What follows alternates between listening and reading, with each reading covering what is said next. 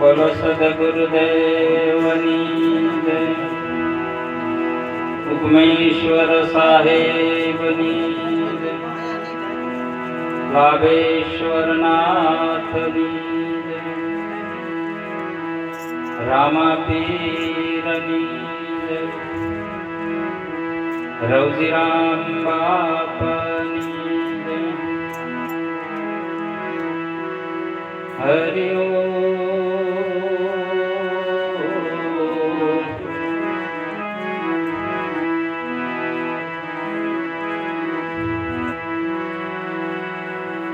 શરણ રજ હું બાળક રંક,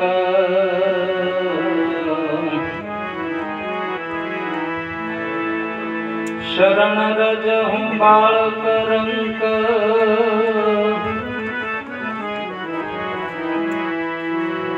અબુધ છો યજ્ઞાન,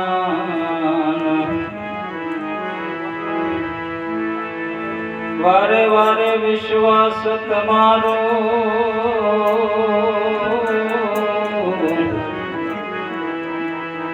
રટું રટના તમારા.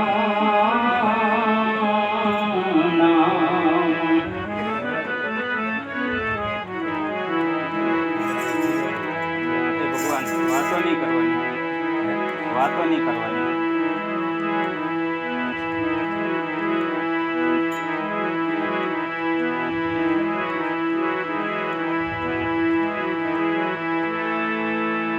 ધન ધન ભાગ્ય જને સદગુરુ મળ્યા,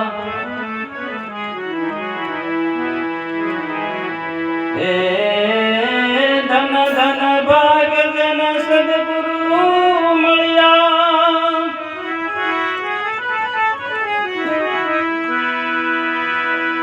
હે ધન્ય જન ગુરુના ગુણ ગાયા,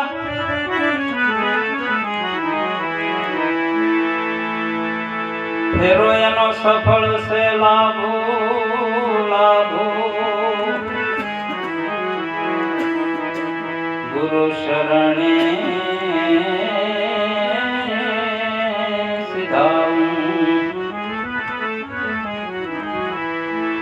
ફેરો એનો સફળ છે લાભો,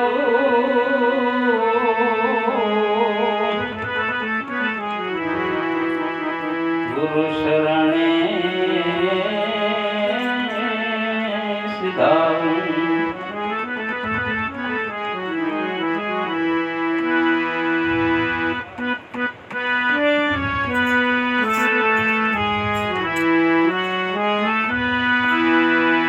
ગુરુ શરણ આધાર સાધન હારું રે, ગુરુ ગમ વિનાનું જ્ઞાન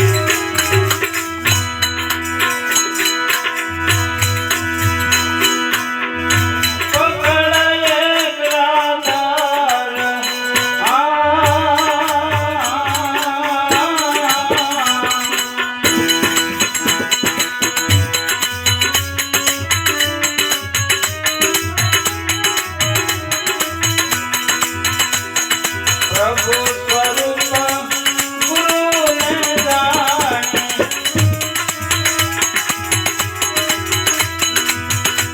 એ પ્રભુ સ્વરૂપ એ પ્રભુ સ્વરૂપ ગુરુને જાણી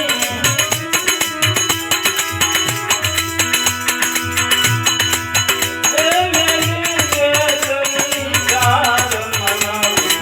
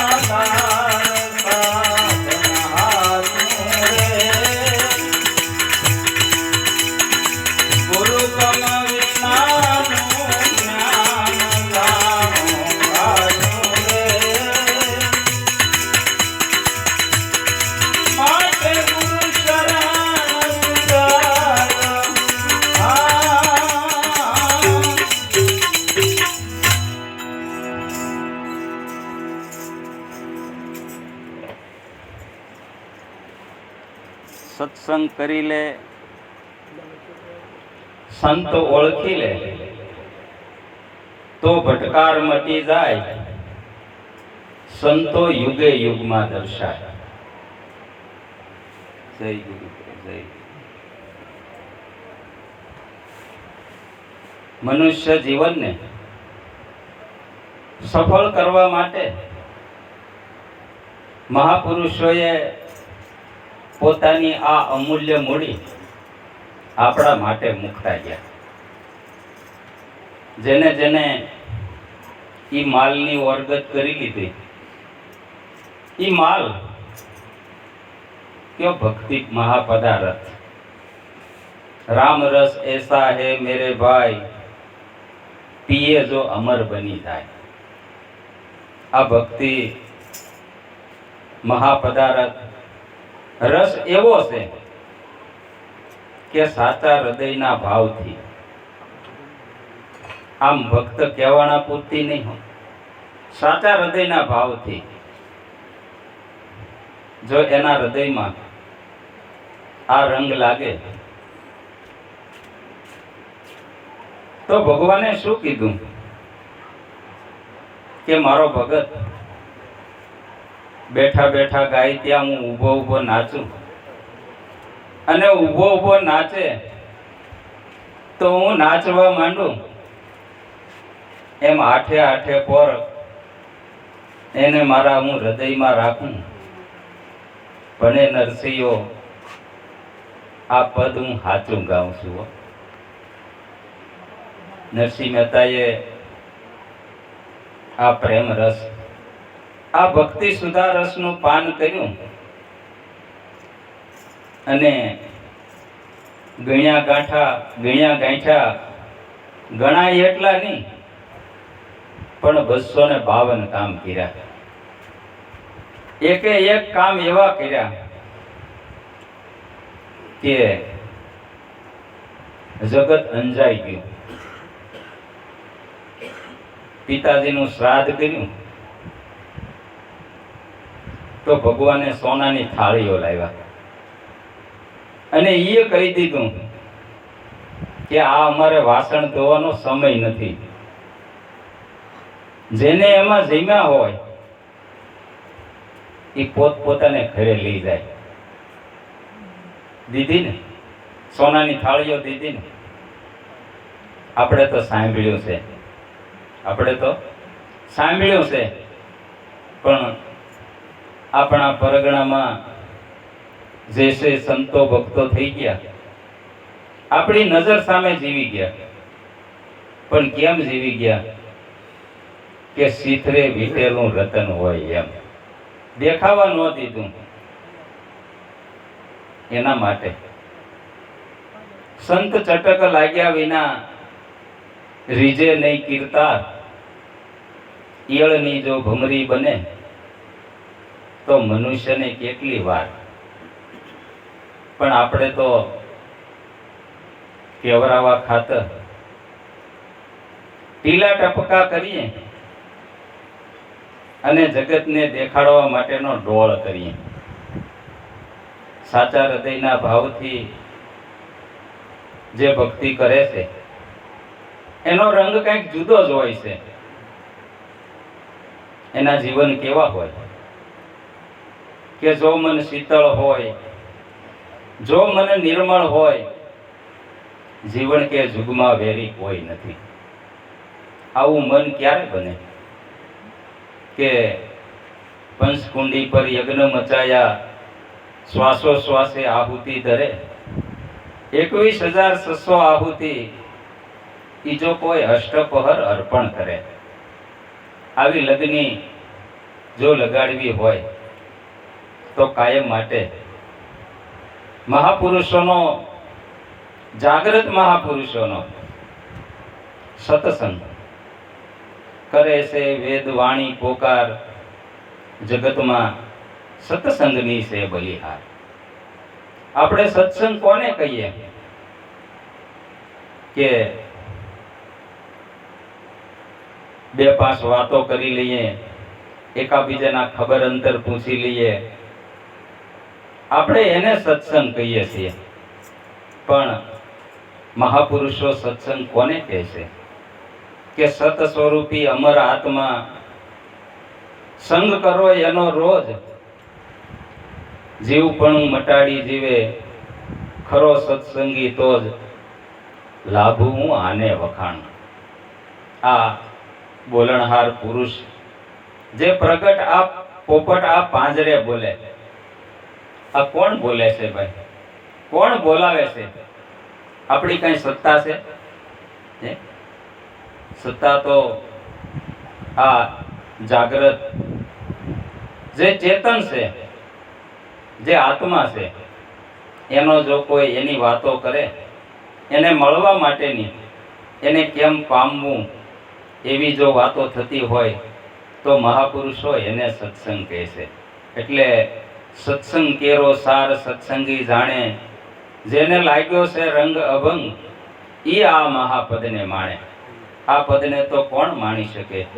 કે જેને હરદમે દમમાં બસ આનું જ ગુણાનો વાતો ગાયા કરે અને એનું એવું જ મળવું, એના માટેની આ વાત છે. એટલે દાદા લાભેશ્વર નાથે એની આ ભજનવાણીમાં ગાતા એમ કહે છે કે સત્સંગ મહિમાનો અપાર ગુણાનો વાદો ગાયા છે. ગુરુપદ વંદી ઓસરું હું શું બાળક અભૂત અજાણ, અપરાધ સામું માં જોશો દયાનિધિ, બોલ્યું બોલ્યું કરો ને પ્રમાણ. મહેતાજી બોલ્યા કે જો તમારે ઈશ્વર ભજન કરવું હોય, આ પદને પામવું હોય તો કદાચ 50, 60 કે 70, 80 વર્ષની ઉંમર તમારી ભલે હોય, પણ એના ગુણાનો વાત તો બાળક રૂપે. એટલે મહેતાજીએ ગાયું ને કે ગુરુપદ વંદી ઓસરું, હું તો નાનો એવો બાળક છું અને એ અબૂધ છું, આનાથી અજાણ છું.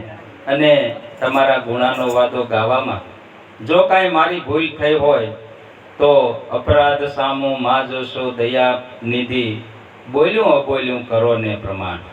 એટલે ગુરુ શરણ આધાર તે સાધન સાચું રે, કે ગુરુ ગમ વિનાનું જ્ઞાન જાણો કાચું રે, માટે ગુરુ શરણ સીધાવ. જો આ પદને પામવું હોય તો કાયમને માટે એવા જાગ્રત ક્ષોત્રિય અને બ્રહ્મનિષ્ઠ સદગુરુનું શરણ ગ્રહી અને એ જેમ કહે તેમ જો આ માનવામાં આવે તો આ રંગ સાચે સાચો લાગી શકે. એટલે એના માટે સર્વમાં ગુરુ શ્રેષ્ઠ હે જો માલા મેં મેર, જેમ માળામાં મેર ન હોય તો એ માળા અધૂરી ગણાય. એટલે માળામાં મેર જો ચિત્તમાં સુખ ચાહે તો ઝાઝા ગુરુને ઘેર. જેને ગુરુનું ઘર મળ્યું, જેને આ સત્ય નામનો ઉપદેશ, મહામંત્રનો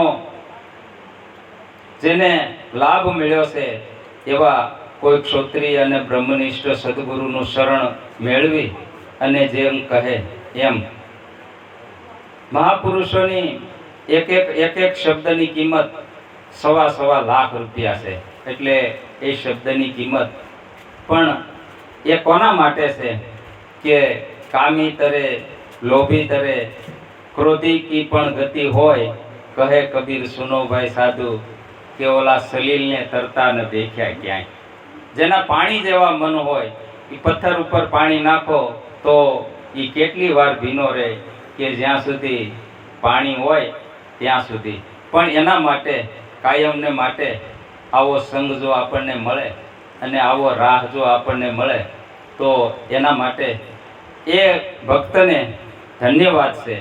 અને જીવન સાહેબે તો ત્યાં સુધી કીધું કે આનો જેને રંગ લાગ્યો છે એના ગુણાનો વાદો કેવા છે, કે ભક્ત જન્મમાં એને ધન્ય ધન્ય છે, ધન્ય ધન્ય હરિજન જાયા, એની માતાને પણ ધન્ય છે. વૈકુંઠે વાગ્યા એના વધામણા, અને 3 લોકમાં એની છાયા. આ એની છાયા એવી પડે છે. પણ ભક્તિ છે જ્ઞાન અને વૈરાગ્યની, શુદ્ધ વિચાર હોય તો આવે, કહે કલ્યાણ જીવનદાસને, કે આ ફેરો બાપા કોઈ સમજુ હોય ને એને ફાવે એવો છે. એટલા માટે ગુરુ શરણ આધાર તે સાધન સાચું, ગુરુ ગમ વિનાનું જ્ઞાન જાણો કાચું, માટે ગુરુ શરણ સીધાવ, ગુરુ શરણ સીધાવ. ગુરુ શરણે જઈને પ્રાણી પકડ એક આધાર, પ્રભુ સ્વરૂપ ગુરુને જાણી મેલી દ્વૈત વિચાર. બીજા અન્ય મનના જે આપણે વિચારો છે, કારણ કે શુદ્ધ વિચાર ક્યારે પ્રગટે કે આપણા વિચારો જ્યારે શુદ્ધ વિચારો શબ્દે ચાલો કરજ કરમના નહીં નડે, નૃત્ય ને સુરતે સન્મુખ રેવે તો ગગન ધૂન નિશાન ચડે. એટલે સ્વામી વિવેકાનંદને કાયમ માટે એમ કીધું કે તમારામાં જે વિચારો પ્રગટે છે, પણ એમાં જે શુદ્ધ વિચારો પ્રગટે છે એને તમે એટલું સ્થાન આપો કે એ વિચારોની આખી હારમાળા શુદ્ધ બને, અને શુદ્ધ બનેલું મન ઈશ્વર ભજન કરવા માટે કાયમ તત્પર રહેશે. જેમ પતિવ્રતા જેમ નિજ પતિને પુરુષ એક પ્રમાણ, જગતભરમાં એક જ જુએ નહીં કદી ભટકાર, ધ્યાન તે સાચું. પતિવ્રતા પત્નીને કદાચ જગતમાં ગમે એ પુરુષને જોવે, પણ એનો પતિ એ જ પરમેશ્વર છે, એમ આપણા ગુરુનું શરણ એ આપણા માટે ઈશ્વર સ્વરૂપ છે એમ માનીને જો ભજન કરવામાં આવે, આ રંગ લગાડવામાં આવે, તો એ સાચે સાચ સાંગો પાંગ ઉતરે છે. અને ડગે ન વૃત્તિ અડોલે નિત્ય, આપણી વૃત્તિ કોઈ દી ડગમગ ન હોવી જોઈએ. જો ડગમગ થાય તો એનું કામ નથી. ગંગા સતી એની વાણીમાં ગાયું કે મેરુ રે ડગે પણ જેના મનડા નો ડગે, ભલે ભાંગી પડે બ્રહ્માંડ, વિપત પડે તોય વણશે નહીં, ઈ સોય મારા હરિજનના પ્રમાણ. એટલે આવી વૃત્તિ કાયમ માટે રાખી અને ઈશ્વર ભજન કરે. અને દાદાશ્રી શૈલી કડીમાં એમ બોલે છે કે સાચો સાધુ નિત્ય સાધે, સોહમ સ્વરૂપ સુજાન, અપરંપાર પદ તેજ પામે, અખંડ શાંતિ ધામ હરદમ સાધુ. આવો સાચો સાધુ જે ઈશ્વર ભજન કાયમ માટે હરદમે દમમાં એના જ ગુણાનો વાદો ગાયા કરે છે, અને એટલા માટે જ કાયા છે ત્યાં સુધી કરી લે સ્મરણ કીર્તારનું. જો આપણી પાસે એવું કોઈ લખાણ નથી કે કદાચ આપણે 50 વર્ષે કે 60 વર્ષે નિવૃત્ત થઈ અને પછી ઈશ્વર ભજન કરીએ, તો કદાચ આપણી પાસે એવો કોઈ લેખ નથી કે બાકીનું શેષ જીવન આપણે ભક્તિમય ગાળી શકીએ. પણ મહાપુરુષોની દ્રષ્ટિ તો એવી છે કે બાળા વયસે ભક્તિ કરે, જગમાં રહે ઉદાસ, તીર્થ વાકી આશા કરે કે કબ મિલેંગે મેરા દાસ. આ દાસના દાસ જો બની જાય અને ઈશ્વર ભજન કરે તો કાયમ માટે મહાપુરુષો એમ કહે છે કે ભક્તિ કરો, ભક્તિ કરો, ભક્તિ કરો, ભક્તિ સર્વથી શ્રેષ્ઠ છે. બોલો સદગુરુદેવની.